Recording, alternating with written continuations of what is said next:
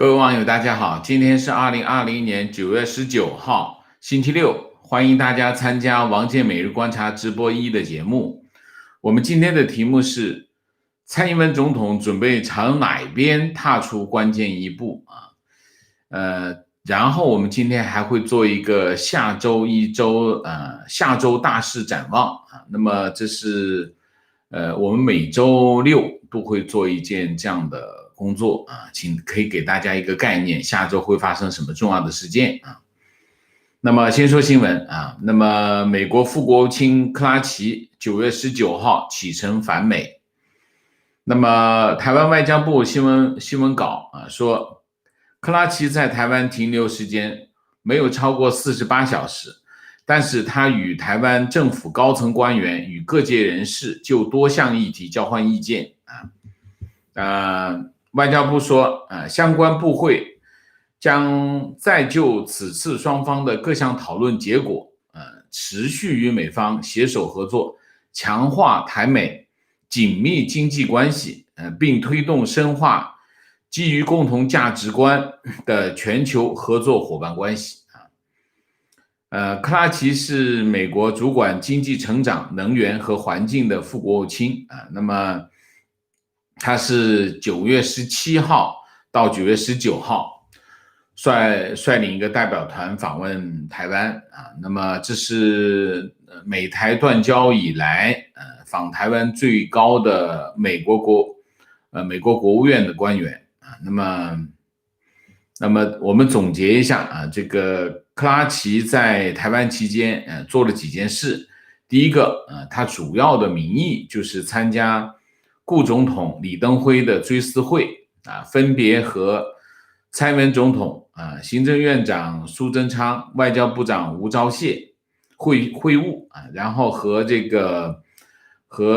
副院长沈荣津、经济部长王美花然后就这个美台供应链等经贸议题进行了讨论，大概就是这样大概这样。然后就是当然有个重磅戏是什么？重磅戏就是9月18号，蔡英文总统在总统府总统官邸宴请这个总统官邸不是总统府总统官邸宴请克拉奇蔡英文总统在欢迎宴上是说了一番话，这番话呢大家都在解读他是怎么说呢？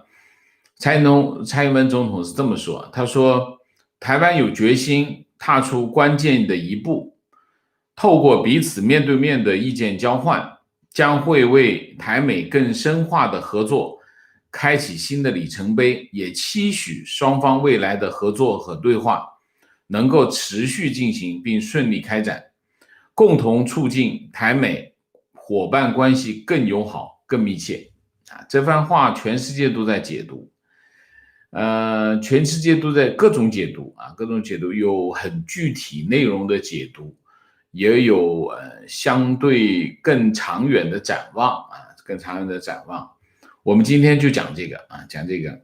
那么怎么解读我们从两头来解读先从大陆法这边解读大家还记得我们上8月份美国卫生部长阿扎访台阿扎访台，大陆的待遇没那么高当然当时阿扎访台的时候，有一艘航母战斗群在台湾的东部台湾东部活动，所以呢解放军没有进行演习那么这次这个克拉奇访台18号、19号解放军进行了军事演习，而且解放军的军事演习直接就在台湾海峡直接安排飞机飞过中线。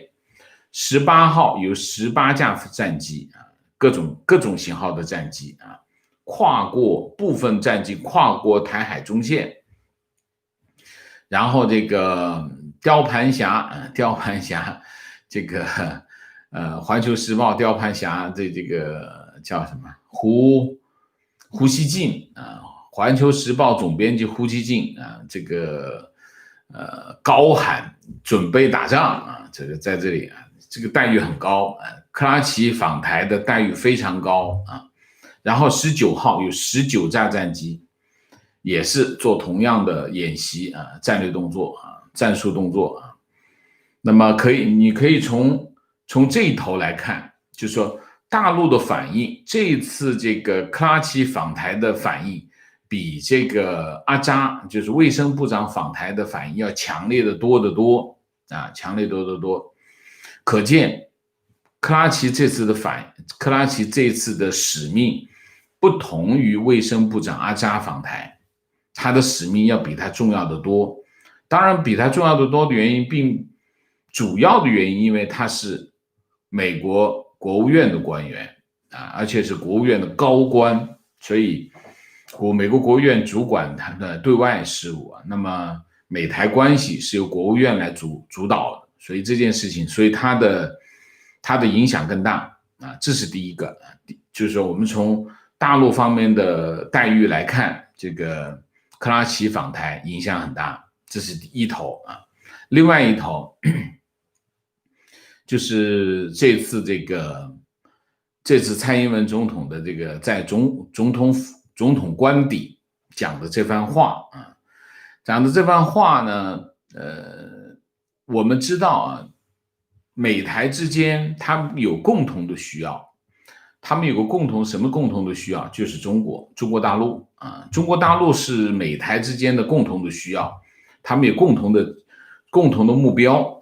所以他们为什么会走到一起来的原因是这个原因。所以你可以看到克拉奇这次访问台湾，主要我们之前讲过，主要有3个任务第一个，保持美台关系的热度，形成对这个中国大陆的政治压力这是第二个，提高美台之间的这个官方往来的层级探测中国大陆的底线。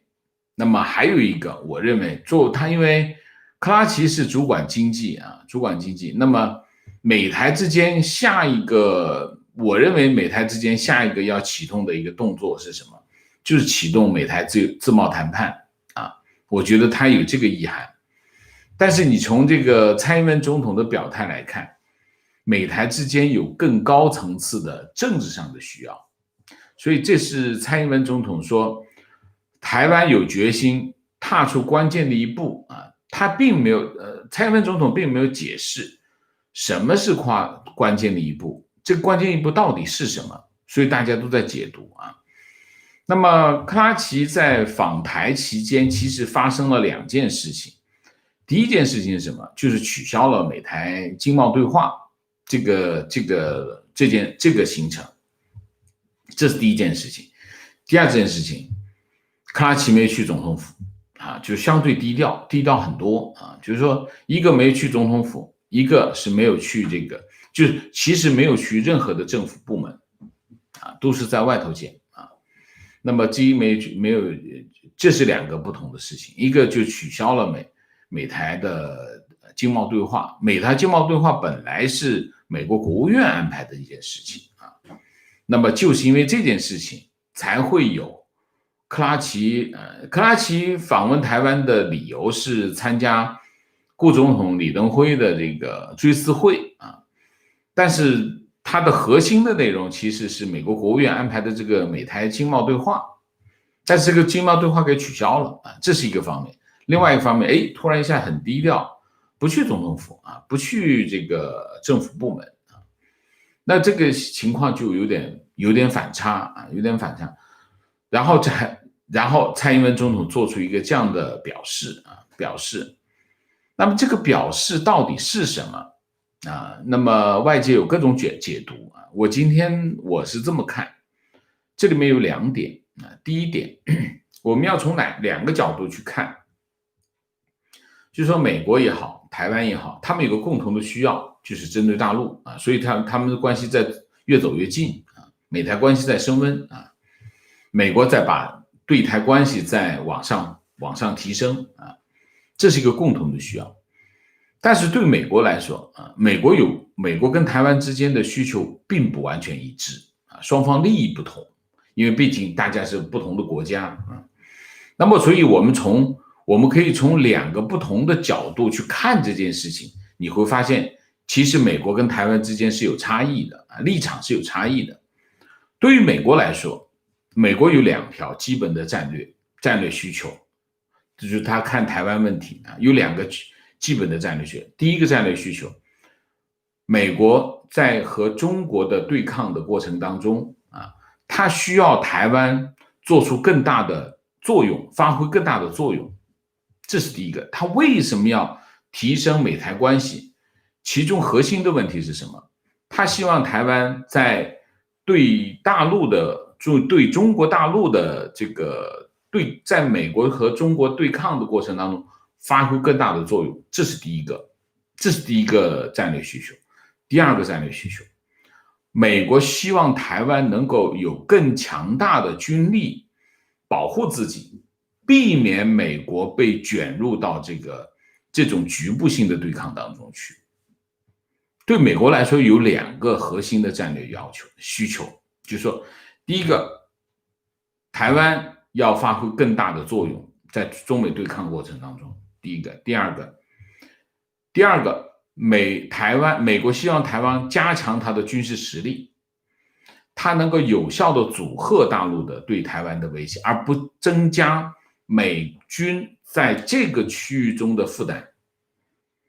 我认为美国是有这2方面的基本的诉求啊，基本诉求。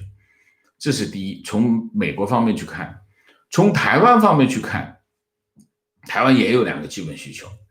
第一个基本需求，台湾希望美国非常明确的表示对台湾的支持，特别是在军事上，特别是在中国大陆武统台湾的问题上，他希望美国表达明确的意愿。这也是美国最近一段时间持续的，就是原来是叫战略模糊，现在走向战略清晰的其中一个原因，这是美国方面的回应。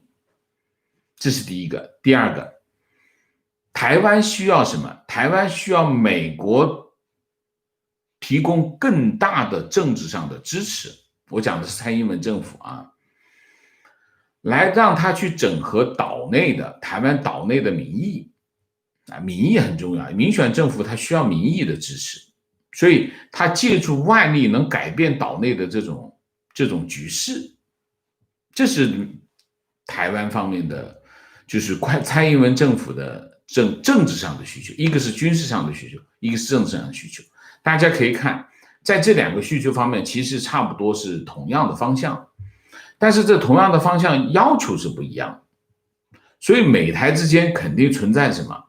美台之间肯定存在着一系列的讨价还价。所以你看，在克拉奇访台期间就传出来什么？美国准备一口气卖7种武器给台湾，卖7种武器台湾实际上符合双方的要求。一方面的要求是美国希望台湾你呢能够自保，你的军力提升能够自保，减少我的这个压力啊。但是另外一方面呢，台湾方面希望你提供我更多先进的武器，我能够抗衡，但是同时你也希望你能够明确表达保护台湾的、防卫台湾的这个意愿。所以双方实际上在这2个主要的领域方面都有诉求，但是诉求点不同，他们需要协调。那么双方还有在其他领域，比如说经贸领域啊，比如说美猪美牛啊的问题上，比如说自贸协定的问题上，比如说这个半导体产业链的问题上，大家别忘了，在半导体领域啊，美国跟台湾有更大的合作的需求。美国要对华为、对大陆进行科技封锁，最核心的领域在哪个地方？就在半导体。半导体台湾有个什么？有个台积电。台积电实际上是台湾和美国他们在半导体领域的交汇点，就是台积电。为什么蔡英文在官邸宴请克拉奇的时候，只有一个企业代表？是谁？张忠谋。张忠谋就是台积电的董事长，所以张忠谋在作陪，原因是毫无疑问，美台之间在半导体领域肯定是有交集，而且有密切的交集。所以你可以看到，双方之间是有不同的利益点，他们是需要进行什么？进行非常多的协调，利益协调。我有些利益你要照顾我，你有些利益我要照顾你，我们互相要有退有进，有让有给。所以在这一系列当中，有一样东西非常重要，什么东西？就是政治立场。蔡英文总统这番话说，台湾下决心踏出关键一步，下决心是要干什么？什么叫下决心？下决心就是我准备放弃一些利益，或者我准备付出一些代价，满足你的要求，同时你也能满足我的要求，这就是下决心。所谓踏出关键的一步，这就是什么？这是政治宣誓。有没有所指？当然有所指。他讲给谁听？讲给川普总统听啊，就是告诉美国，告诉美方，我们愿意合作，我们愿意做出一些准备，做出一些让步，做出一些退让，付出一些代价，完成我们的合作，这才叫下决心。这就是蔡英文总统讲这番话的意图。为什么要表达这个意图？因为双方的战略利益更大，双方的这个不合作的后果更严重。所以在这个问题上，蔡英文总统的这番话其实是核心的问题是什么？核心的问题就是一个政治宣示，就是向美国表态。克拉奇到美国去，其实也就是要拿到台湾方面的表态，政治表态。我们一起搞吧，搞怎么搞？你得下决心，这就是下决心。为什么？你可以从大陆方面的军演的这个表现来看，克拉奇这次访台应该是很重要、很关键，影响非常大。那么要不就你2场军演什么情况？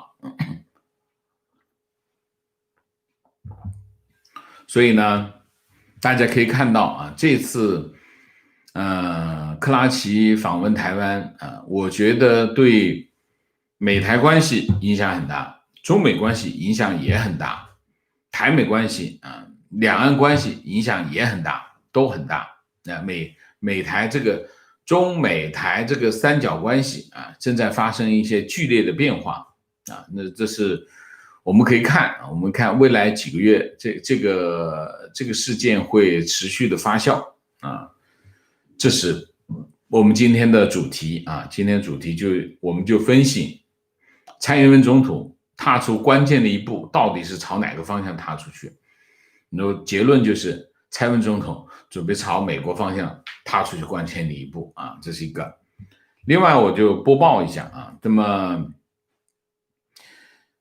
有12名这个香港青年这个偷渡离开香港去台湾，在路上被这个中国大陆的这个海警拦截，12名香港青年被捕那么这12名香港青年被秘密关押在深圳这就是为什么现在的情况是什么？有多长时间？28天请大家关注这件事情。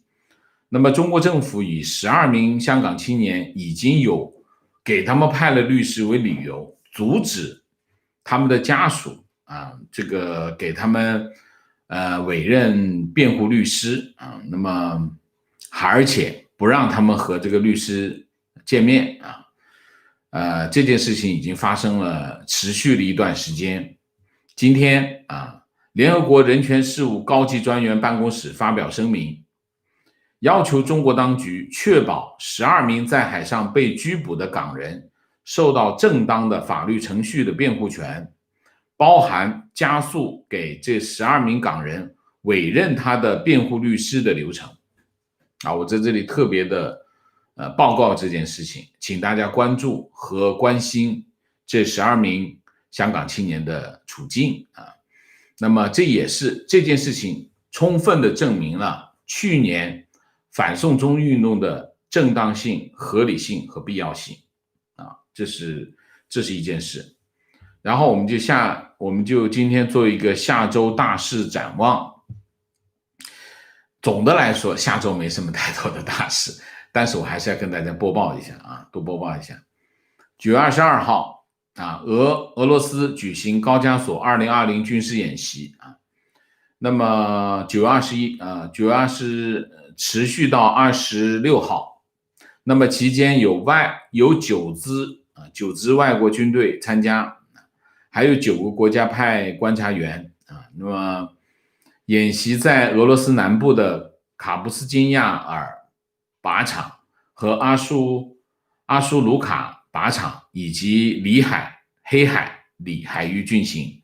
参加这次军演的有外国军队有中国、亚美尼亚、白俄罗斯、伊朗、缅甸、巴基斯坦啊。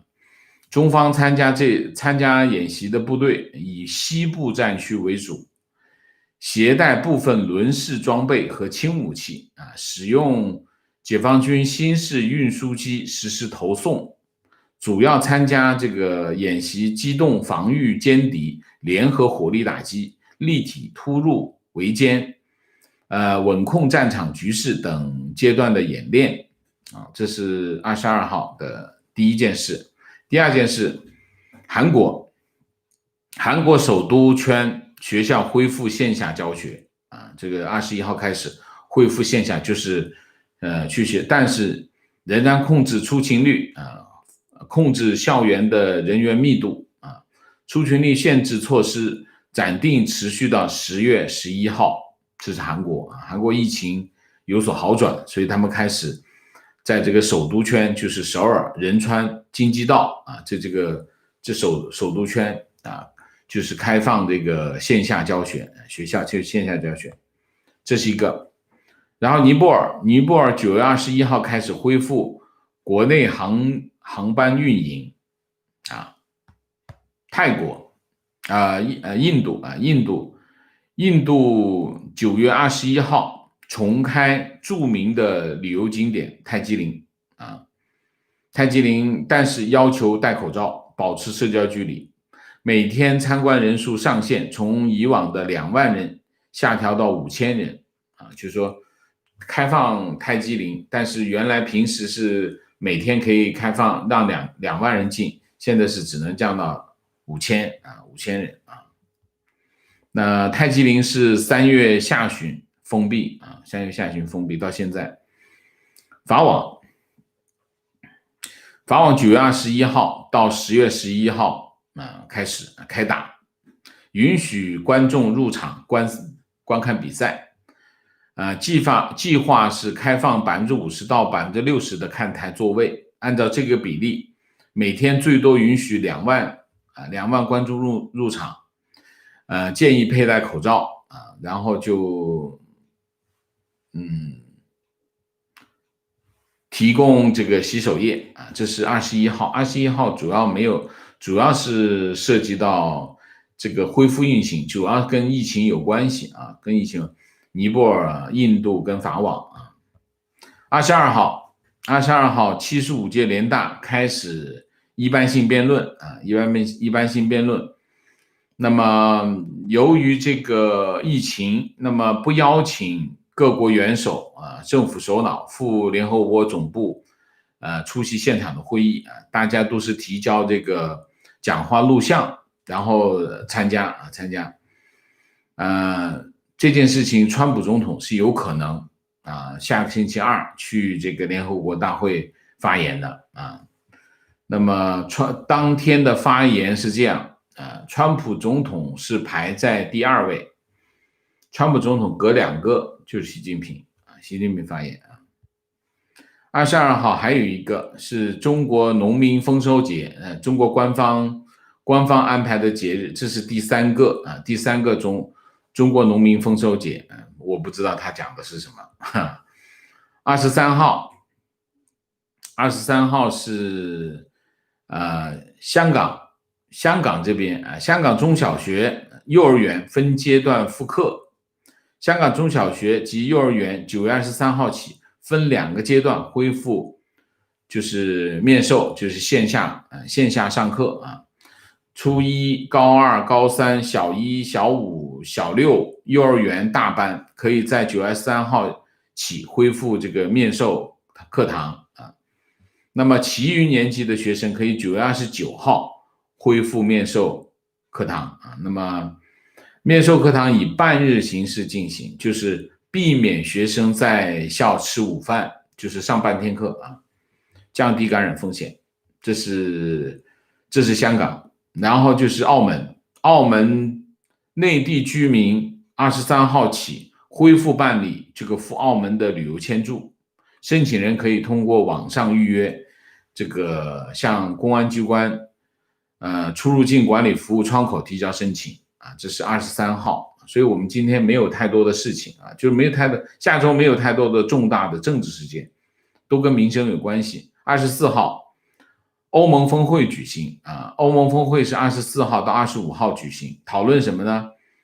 预期讨论这个东地中海的争端。土耳其近期派船只在东地中海与希腊和塞浦路斯有争议的海域进行石油和天然气的勘探，然后希腊跟塞浦路斯反对那么应该这次欧盟峰会会主要讨论这个议题24号还有一件事情，什么事情呢？就是这个东京奥运会和这个国际奥委会协调委员会开一个会，就是简化这个明年举行的这个冬奥会的赛事简化方案。双方方案已经有了，双方要开个会拍板。那么据透露，整个东京奥运会要简化的项目有250个，按重要顺序分成阿尔法、贝塔、伽马的三大类，优先考虑的是阿尔法的大约60个项目这是24号东京这边。还有一个就是央行人民银行24号在香港金融管理局的债务工具中央结算系统债券投标发行央票。央票是什么？央票就是人民银行发行的一个票据。什么叫票据？就是借条，发行一个借条。这个借条是1个亿比如说1个亿利率是多少大家投标利率多少利率越低的越容易中标那么固定利率然后就到期就还本付息。他这次发行的是100亿人民币，期限是6个月6个月是182天那么为什么要发行央票？人民银行在香港每年都会发行一定数量的央票，发行央票是人民银行调控香港人民币资金池数量的一个办法大家知道香港是全世界最大的人民币离岸市场。什么叫离岸市场？就是离开中国的市场那么香港有一个资金池最高的时候有1万多亿人民币在香港流动就是在香港的金融体系当中，银行体系当中有1万多亿，原来有1万多亿，后来慢慢减少，现在大概应该是5、6千亿这在整个的香港的银行体系当中流动就是我们叫资金池。那么这个资金池呢，它有人民币离岸汇率，其实是由香港的这个离岸市场决定香港人民币的离岸的汇率水平。所以人民币有2个汇率，一个汇率是在在岸市场。在岸市场在哪里？在上海有个外汇交易中心那么中国所有的这个外汇指定银行和一些金融机构在这个外汇市场这个外汇交易中心买卖外汇和人民币人民银行也在这个市场里面。我们叫那个形成的汇率叫什么？叫在岸市场汇率。然后另外一个叫离岸市场汇率，就是在香港啊，香港有一个这个外汇市场。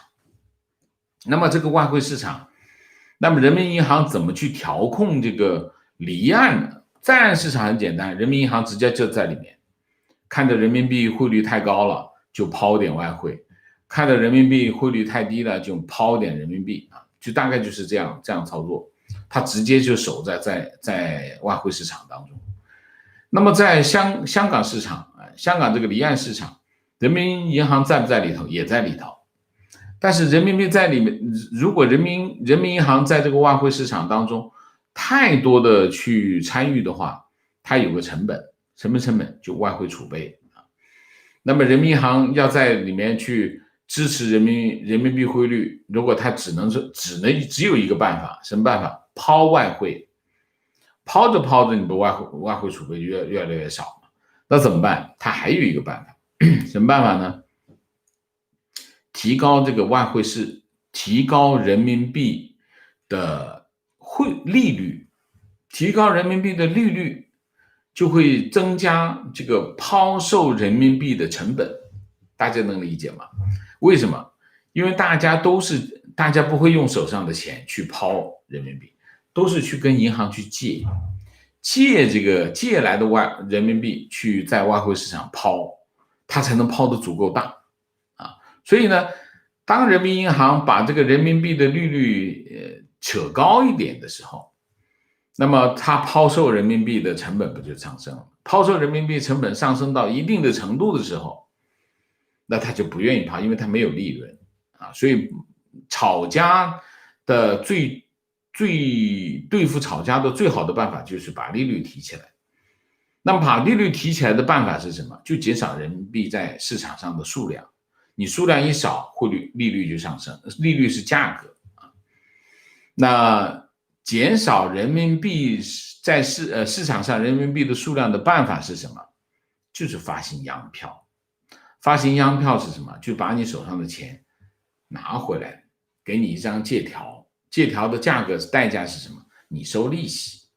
所以央票，人民银行每年都会在香港发行央票，目的就是把人民币的数量减少，减少人民币的数量，从而提高人民币的利率，提高人民币的利率，然后稳定人民币的汇率。那么我们可以看一下啊，就是说大概今年的人民币的利率是这样子的这样子的。我讲的是离岸市场啊，是这样子上去的。所以为什么人民币汇率很坚挺啊？这是其中一个原因，就是利率上升了啊。讲多了又讲冒了。欧洲超级杯决赛举行24号至少有6000名外国球迷买了欧洲超级杯的门票在这个匈牙利首都布达佩斯举行，9月24号啊。那么决赛双方是拜仁慕尼黑和欧罗巴联赛的冠军塞维利亚这一个是拜仁慕尼黑，一个是塞维利亚9月25号，美国对香港的货品来源标记规定实施根据美方的要求，9月25号开始，香港制造的商品出口到美国，原产地标注原来是香港，现在必须改成中国，就 Made in China， 原来是 Made in Hong Kong， 现在叫 Made in China。那么特区政府一直在抗议，强烈反对，但是他不讲得很清楚嘛？你现在都港版国安法都实施了，那你不是说香港是中国的一部分，那你就用中国吧那么对香港制造有很大的冲击为什么？香港制造比中国制造更有价格上的优势25号这个澳洲准备削减疫情的补贴啊。那么计划从25号起，补贴下调到每周250澳元啊。那么一直到今年年底，明年是不是还继续发放？原来是多少？原来是550减到250，减了300，那么一直发到年底。那么明年还发不发？现在还不清楚啊。这是这个。然后是中国电影。中国放映发行协会啊发布这个恢复开放疫情防控指南，电影院啊，9月25号开始，电影院调整售票方式啊，那么原则上不超过75%，也就是说上座率可以开始放松到75%啊，75%就已经相当恢复了啊。9月26号，北京国际车展举行，然后是北京图书博览会举行啊，26号、27号世界旅游日啊，27号世界旅游日啊，基本上下周就没有太多重大事件。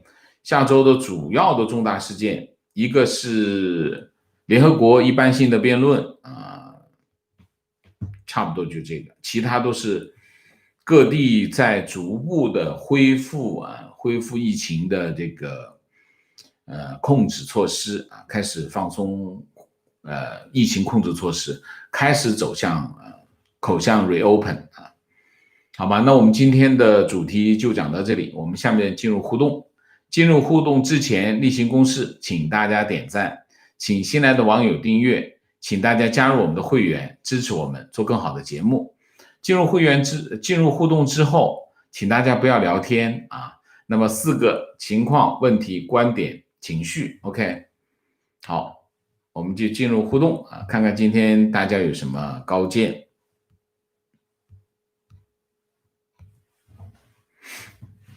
好，我们今天还有个口播啊，感谢瑞途移民对本节目的大力支持。办理墨西哥护照认准瑞途，美国瑞途移民专注北美，一手办理墨西哥护照，直接对接北美当地政府和机构，帮你规划身份。瑞途移民的简介和联系方式我会放在视频的下方的介绍中。本频道网友可以获得$1000的优惠。好，谢谢啊，明谢。基反，谢谢啊，陈丽，谢谢 Gloria 梁，谢谢林静华，谢谢归人666，谢谢米卡卡，谢谢 Sherman Lim， 谢谢 KDK， 谢谢为王老师新闻分析的及时、准确和深刻点赞，感谢。好，我们进入互动啊。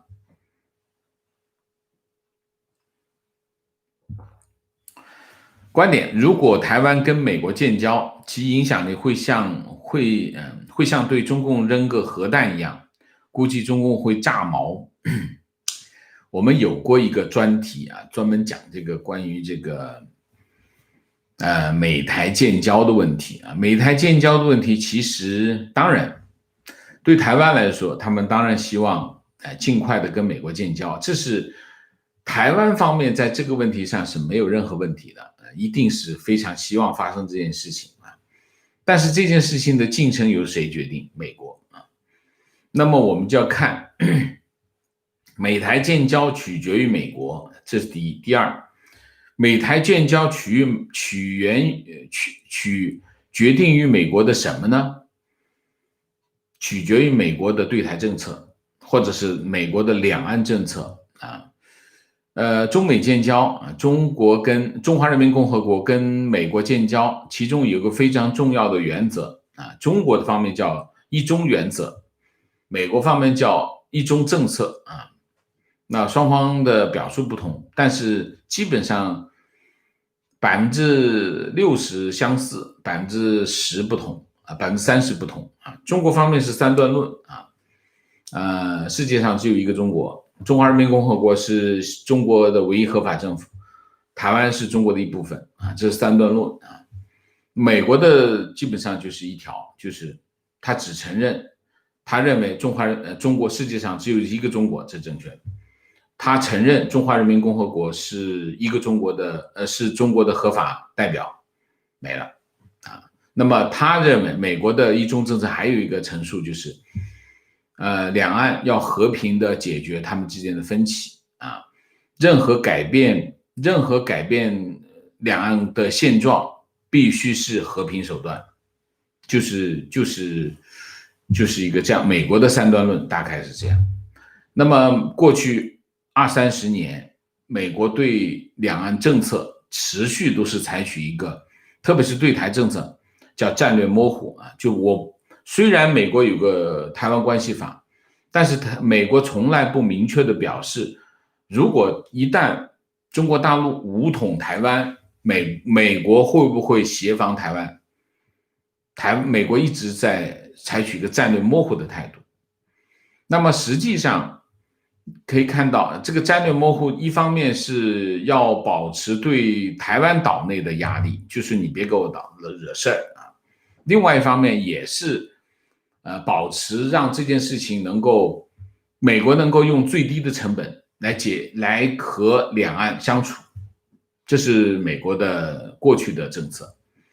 那实际上美国现在正在做什么？由于中美之间开始出现对抗，战略模糊对美国不利。为什么？因为中国大陆方面可以不断的用武力威胁台湾，对台湾岛内的民意有很大的影响。就是说台湾的民众有疑虑，说我要站出来跟大陆对抗，你美国要是不来帮我怎么办？我打不过他，实力悬殊啊。所以呢，战略模糊对台湾去影响岛内民意是不利的。所以现在美国方面越来越走向什么？战略清晰。战略清晰的终点走到极致是什么？就是美国承认中华民国政府。承认中华民国政府意味着什么？就是美台建交，那就是走到最远的地方，那就是那个地方了啊，大概是这样。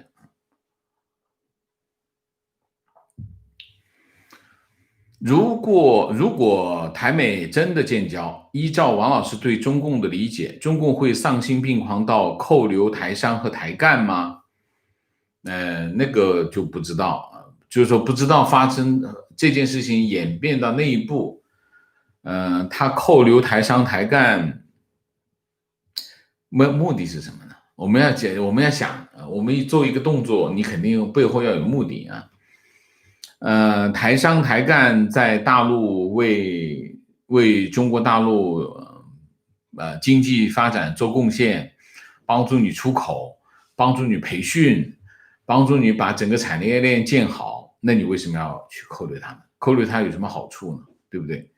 你可以不让，你可以，你比如说他要撤离，你不让他撤离，那有可能啊，有可能就是说劝你啊，不要搬厂啊，不要走啊，这个有可能，我认为他们都在做这个工作。但是你说扣留这件事情，我不觉得，未必吧，就是不好说，这个事情太具体了。而且你当时的场景是什么？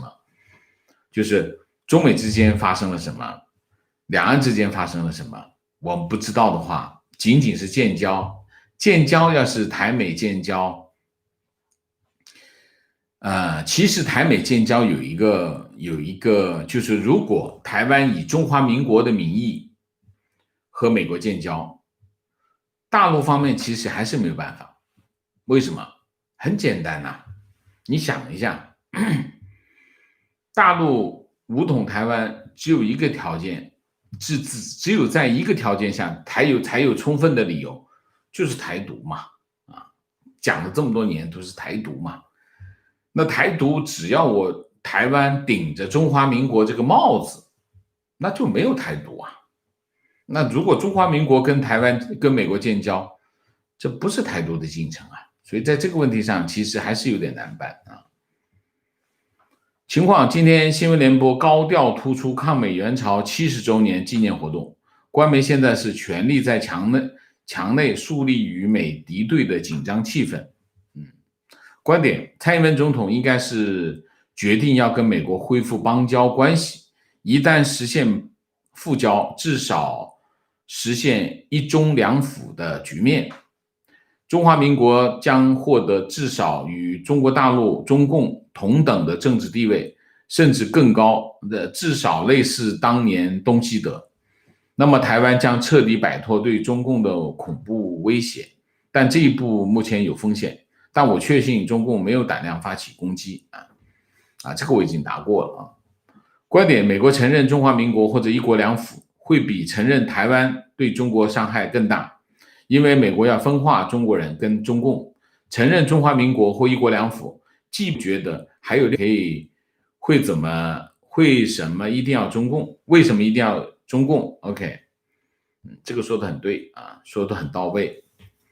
观点：作为一个大陆人，从个人感情来说，我希望两岸民主统一；从人民福祉来说，我同意台湾未来走向由台湾人民自己决定。人民幸福是最高准则，统一或者不统一只是一种社会组织形式，非常正确。统一不统一只是一种社会组织形式，说得很好。观点：农村厕所、垃圾分类这些政策都是好政策，但是官僚体系腐烂到根上了，越是上层，改革下面的老百姓越痛苦，负担越是沉重。这和大明崇祯末年的情况一模一样，朝中都是东林党人，腐败只会耍嘴皮子。崇祯皇帝越是改革，底层老百姓越是负担沉重，大厦将倾，已无力回天。这个观点还是政策都是好政策，碰到了歪嘴和尚。大家知道什么叫好政策？我们先定义什么叫好政策。好政策有两个基本条件。第一个基本条件有好的愿望，政策背景背后有好的期望就有好的期望，就我们这件事情是要帮助老百姓解决问题让老百姓有更好的这个生活，有好的愿望，有好的期望第一这是第一个条件。第二个条件，这个政策设计非常的合理，成本非常低，可执行性非常强大家知道一个好政策必须是有这两个基本条件，当然还有很多很多的条件，我只说这两个基本条件，就是第一个好的愿望第二个好的这个成本要很低成本很低，大家付出代价小，然后你有可执行性就是说你这个政策设计很合理，执行起来很方便，想得很周到，这就是好的政策。那么你如果用这两个标准去衡量农村厕所也好，这个垃圾分类也好，这两个政策都是很烂的政策。为什么？第一个出发点是什么？出发点是好的愿望只是从习近平的角度出发，他有他的愿望他是不是符合民众的期待呢？不一定符合不一定符合，他只是觉得招牌五花八门不整齐，统一一下，结果这个城市的招牌全统一了这个白底蓝字像这个殡仪馆似的，很多城市是这个鬼样子。所以首先中国很多政策来自于什么？来自于领导的意愿，而不是老百姓的期望，所以它背后美好的期望这件事情不存在。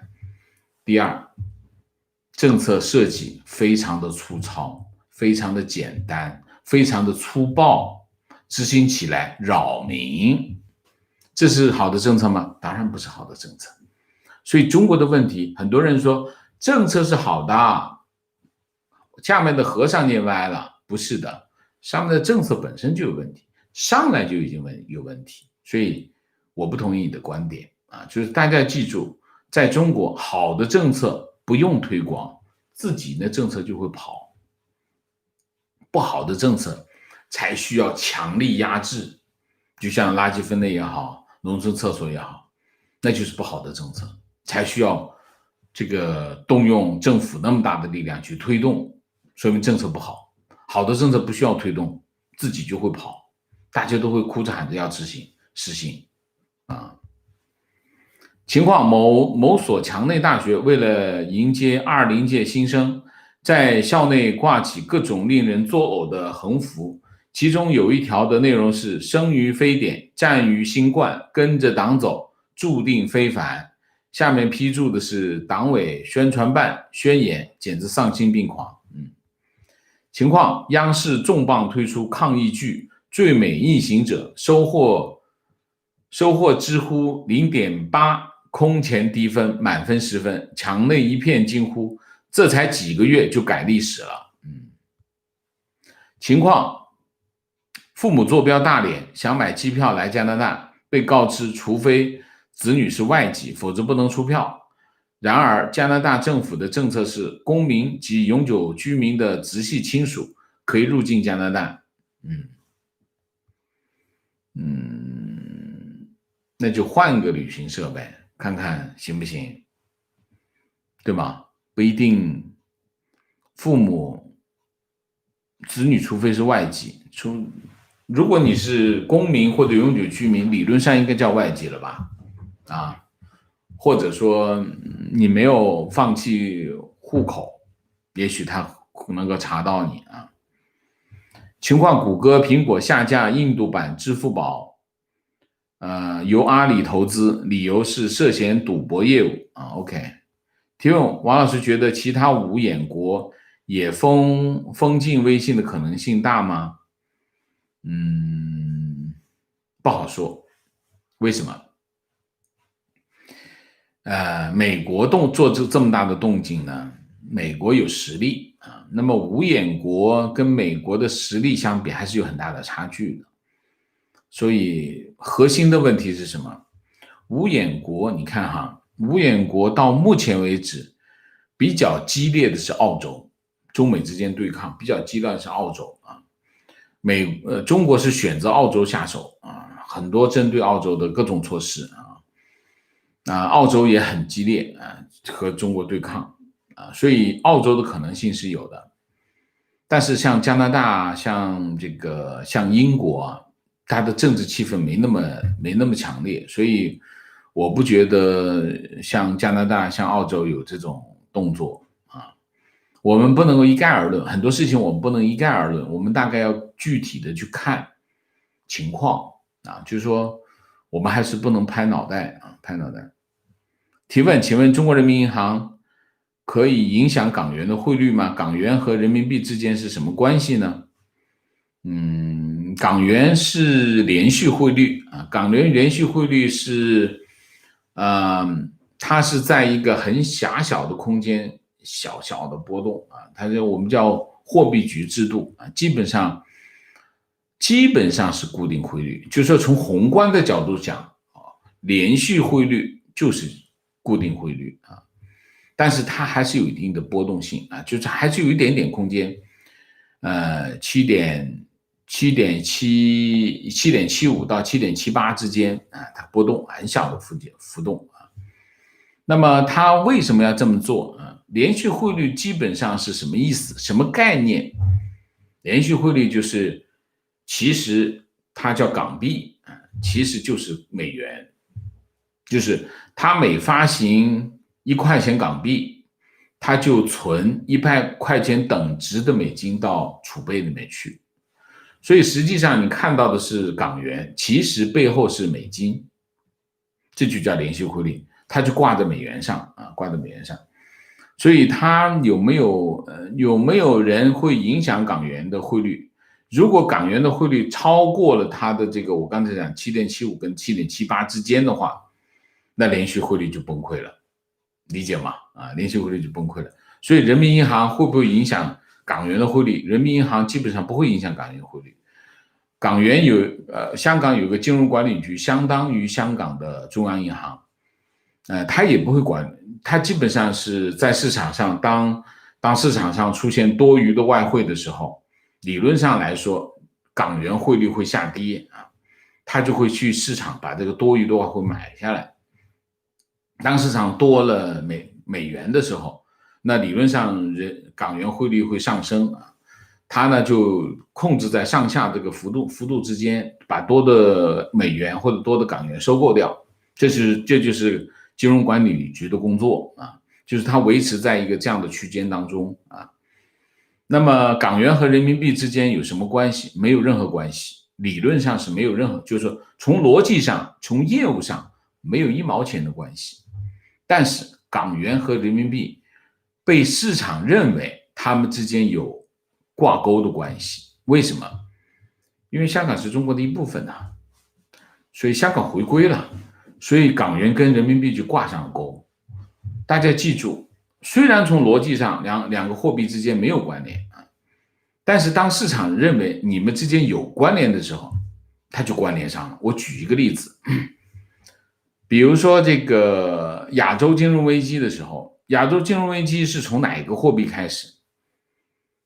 泰铢，泰铢暴跌，泰铢暴跌之后呢，其他的这个东南亚货币就开始暴跌。他们之间有没有关系？没有关系，1毛钱关系都没有。但是市场认为他们有关系，为什么？它都是东南亚货币啊，都是东南亚货币。那么这个国家有问题，另外国家也有问题，说明他们问题是相似的。大家要知道，在外汇市场，大量的买卖外汇都是谁？去菜市场买菜的大妈，去菜市场买菜的大妈是整个外汇市场买卖的主力。你别以为是什么基金公司啊，什么这个基金那个基金，不是的。外汇市场的主要的投资者就是那买卖，就是去菜市场买菜的大妈。全世界而言，他们根本不管你之间你有没有什么经济啊，这个跟这个关系。他一看，哦，你是泰铢跌了，马来西亚可能也得跌，他就这么认为。当他市场这么认为的时候，他们之间就有联系，一样的道理。人民币跟港元有没有逻辑上的关系？没有1毛钱的关系，也没有他们之间也没有业务上的关联。但是大家就觉得香港回归了嘛，那港元跟人民币肯定有关系。人民币要是跌了，港元理论上也应该跌，就是这样，他们之间就变成有联系。当然，现在的港元是连续汇率啊，连续汇率如果人民币持续下跌，那么对港元就会形成压力，道理就在这里，好吧？观点：一国两府对中国共产党的杀伤力比台独还大，对比性太强了。当年一个柏林墙可以封住东德的扩张，但一个台湾海峡不一定封得住中国共产党国内的反思压力。OK， 很有力啊。观点：蔡英文总统有说会走李登辉前总统的路线，中华民国名称不会变啊。当然，这一直是蔡英文总统的政治宣示啊。提问：王先生认为，现在美台双方在讨价还价的各自立场是什么？是在双重承认和一中一台之间讨价还价，还是在经贸协议方面？感觉似乎是政治方面还没谈妥，因为经贸根本没有谈。如果是猜测的话，两个谈判主体怎么谈判？两个谈判主体谈判一定是从大到小谈啊，不会从小到大谈，从小到大没法谈，一定是从大到小。最大是什么？最大就是政治。首先是要从政治层面谈，就是说我们要不要合作，我们怎么合作，我们的方向是什么，先把这个大的谈完啊。我的方向是这个方向，你的方向是这个方向，我们好像我们的方向有一点不一样，我们怎样协调到一起来？先谈政治，先把大的方向谈完，然后再具体的在大方向的前提下，大的我准备让一点，你也准备让一点啊，我在哪个方向可以让，你在哪个方向可以让，这个是中间的，在这个大的政治的前提下开始谈中间的。中间的谈完之后啊，我在这块可以让你多少，我在这块可以大体上可以，我出100块钱，我出1000块钱，大家有一个这样的方向之后，然后再谈具体的，中间要打很久的。所以这两个谈判主体要谈，要协调立场，它是需要时间的啊，没那么快的。所以不会是一下子就到了一个具体的谈到美牛美猪的问题，那不会的，它从大到小一样样谈下来啊。所以为什么我说蔡英文总统上来就是一个政治宣誓，就是他要先表态，他要先把这个态度表达出来，那么双方才会继续往下谈啊。因为台湾还是求美国多一点嘛，是不是啊？观点现在已经不是两岸平衡时代了，台湾必须在中美选一边。国民党则认为认不清楚台湾人已经做出决定了，还是在幻想两边讨好，以中治美。台湾应该做好一切最坏的打算，必要时用所有的武力来捍卫我们所拥有的民主自由社会。对于中共这种只懂用武力的组织，就必须用武力来做好回应。最好三军统帅授权国防部长将开火权力下放到前线飞行员，做好打一仗的准备。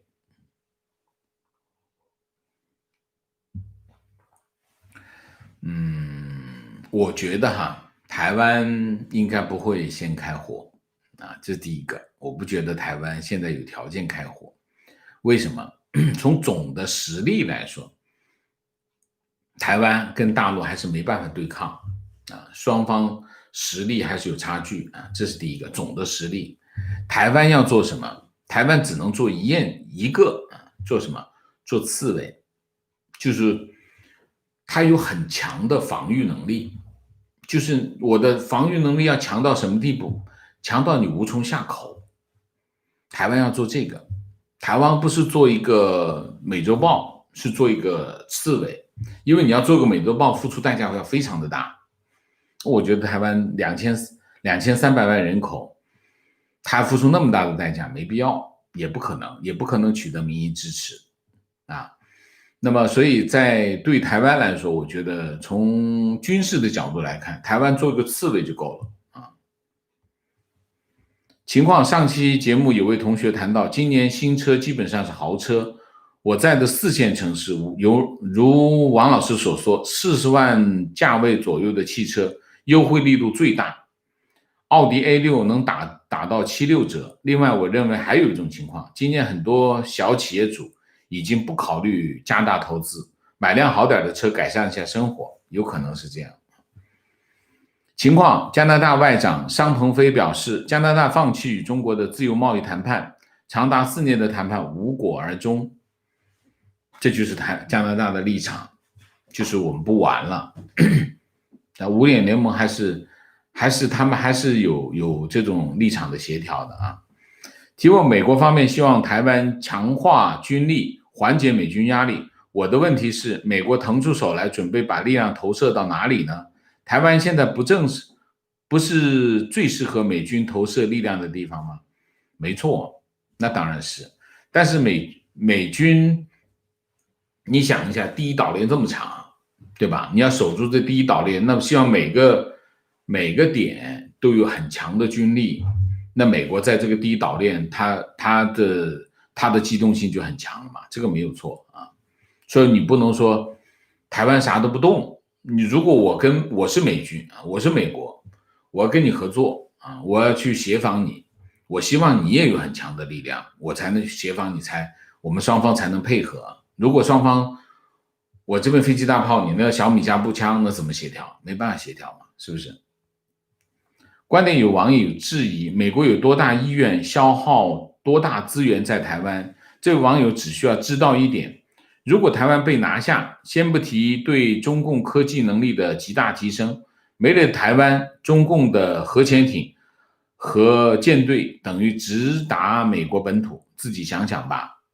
就是说没有台湾的话，直接出去第一岛链，直接就到了，穿过太平洋就到了中途岛啊，到了夏威夷啊，是吧？是这样的啊。观点，台湾处于第一岛链，对美国的安全太重要了，美国一定不会让中共拿下台湾的。中共敢动手，美国就有理由直接打。中共想快点死就攻台吧。好吧。观点，王生刚刚讲解的人民币汇率坚挺非常对，控制市场中人民币的流通量就可以控制汇率，这也就是全球金融系统一直在说 CCP 是汇率操纵没错，没错观点：台湾独立被国际认可是好事，甚至是西藏独立、新疆独立和老百姓有什么关系？只要新疆、西藏人民自己喜欢就够了。只要你是没有文明社会，拿一本好使的护照去哪里都畅通无阻，这就够了。你一个民主的人道的政权，谁会闹独立，都会自然而然的团结在你周围。天天拿着枪杆子逼着统一和谐，能走多远 ？OK 明谢谢坚寒，谢谢王老师的节目，几个月来学到很多，谢谢Bobby 谢谢归人666，谢谢。好，我们今天的节目就到这里，感谢大家的参与，我们下个节目再见。再见之前，请大家点赞，请新来的网友订阅，请大家加入我们的会员，支持我们做更好的节目，做更好的自己。谢谢大家，谢谢。